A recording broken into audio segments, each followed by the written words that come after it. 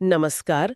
आज हम महाभारत के एक कह सकते हैं बहुत ही अहम और उलझे हुए किरदार पे बात करने वाले हैं, धृतराष्ट्र। जी, धृतराष्ट्र एक ऐसा नाम जिसके साथ अंधापन जुड़ा है, लेकिन सिर्फ शारीरिक या कुछ और भी। हाँ, इसी पे हम गौर करेंगे। हमारे पास जो जानकारी है, खासकर एक लेख धृतराष्ट्र मोह और महाभारत का अंधा राजा से, वो उनके जीवन, उनके मोह और उनकी भूमिका पर काफी कुछ बताती है। बिल्कुल। तो मकसद यही है कि उनकी कहानी को समझें और देखें कि आज भी उससे क्या सीखा जा सकता है। चलिए शुरू करते हैं उनके जन्म से ही। वो कहानी भी अपने आप में काफी असाधारण है। हाँ, वो कुरुवंश वाली बात। राजा विचित्रवीर्य की मृत्यु हो गई थी बिना किसी संतान के। जी, तब राजमाता सत्यवती ने वंश चलाने के लिए अपने पुत्र वेदव्यास को बुलाया नियोग के लिए। हाँ, नियोग एक प्राचीन प्रथा थी। तो वेदव्यास जब रानी अंबिका के पास गए, अंबिका उनके तेज से कह सकते हैं डर गईं और उन्होंने आंखें बंद कर लीं। और बस इसी वजह से उनके पुत्र धृतराष्ट्र जन्म से ही देख नहीं सकते थे, नेत्रहीन थे। और यही बात, ये शारीरिक अंधापन उनकी पूरी कहानी का अहम एक सेंट्रल पॉइंट बन गया। बिल्कुल। और जैसा आपने कहा, आगे हम देखेंगे कि ये शायद सिर्फ शारीरिक अंधापन नहीं था, एक नैतिक अंधेपन की भी बात आती है। उनके परिवार की बात करें तो पिता वेदव्यास, माँ अंबिका और पत्नी हाँ, गांधारी, गांधार नरेश सुबल की बेटी। उनकी कहानी भी कम दिलचस्प नहीं। उन्हें वरदान था 100 पुत्रों का। और जब उनका विवाह नेत्रहीन धृतराष्ट्र से तय हुआ तो उन्होंने एक बहुत बड़ा फैसला लिया। जी, उन्होंने भी अपनी आंखों पर पट्टी बांध ली, आजीवन। ये कहते हुए कि अगर उनके पति दुनिया नहीं देख सकते तो वो भी नहीं देखेंगी। पतिव्रता धर्म का एक चरम उदाहरण। हाँ, इसे अक्सर त्याग और निष्ठा की मिसाल माना जाता है। लेकिन यहाँ एक सवाल भी उठता है। क्या? कि क्या इस तरह आंखें बंद कर लेना अपनी जिम्मेदारियों से मुंह मोड़ना नहीं था? एक रानी के तौर पर भी तो उनकी जिम्मेदारियां थीं। ये सोचने वाली बात है। क्या ये सिर्फ पति निष्ठा थी या कहीं ना कहीं एक तरह का पलायन भी? शायद दोनों का कुछ मिश्रण रहा हो। खैर, आगे उनके बच्चों की बात आती है। 100 बेटे कौरव। हाँ, और एक बेटी दुशाला।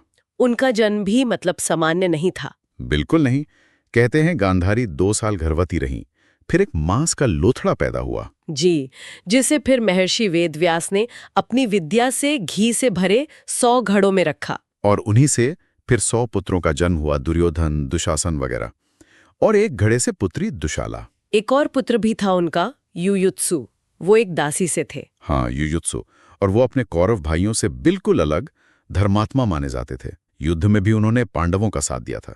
तो ये तो हुई उनके जन्म परिवार की बात। अब आते हैं उनके स्वभाव पर, जो कि सारी कहानी का केंद्र है। जी, कहा जाता है कि धृतराष्ट्र धर्म और नीति को जानते थे। उन्हें पता था क्या सही है क्या गलत। लेकिन फिर दिक्कत कहाँ थी? दिक्कत थी पुत्र मोह। अपने बेटों, खासकर दुर्योधन के लिए उनका जो लगाव था वो अंधा था। वो जानते थे कि दुर्योधन गलत कर रहा है, पर वो इसे रोकते नहीं थे, अनदेखा कर देते थे। हाँ, विदुर जैसे ज्ञानी, भीष्म पितामह जैसे अनुभवी, सबने उन्हें समझाया, बार बार चेताया, पांडवों के साथ न्याय करने को कहा, पर उनकी एक न चली। पुत्र मोह इतना हावी था कि सारा ज्ञान, सारा विवेक सब धरा रह गया। ये वाकई बहुत दुखद है कि ज्ञान होते हुए भी उसका इस्तेमाल ना कर पाना। बिल्कुल। उनकी ये निष्क्रियता ही विनाश का कारण बनी। कुरुक्षेत्र के युद्ध की नींव यहीं से पड़ी। ये सिर्फ मोह नहीं था, शायद कहीं ना कहीं सिंहासन और सत्ता का लोभ भी था, जो वो अपने बेटों के जरिए बनाए रखना चाहते थे। युद्ध में तो उन्होंने हिस्सा नहीं लिया, क्योंकि देख नहीं सकते थे।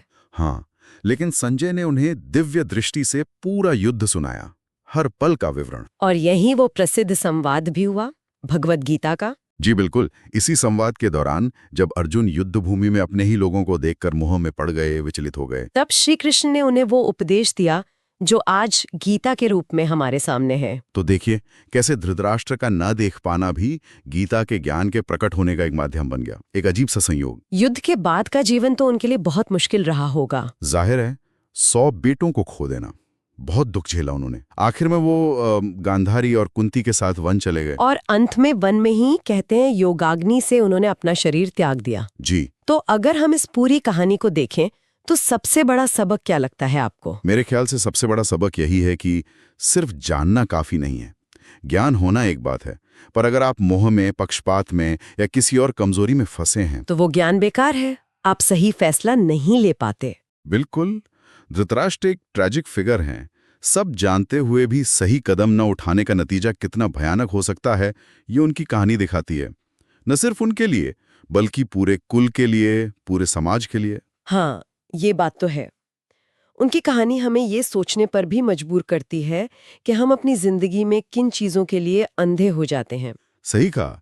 क्या वो मोह है, या डर है, या शायद अपनी कोई महत्वाकांक्षा, और हम अपने ज्ञान का, अपनी समझ का इस्तेमाल उस अंधेपन को दूर करने के लिए कर रहे हैं, या उसे और बढ़ाने के लिए?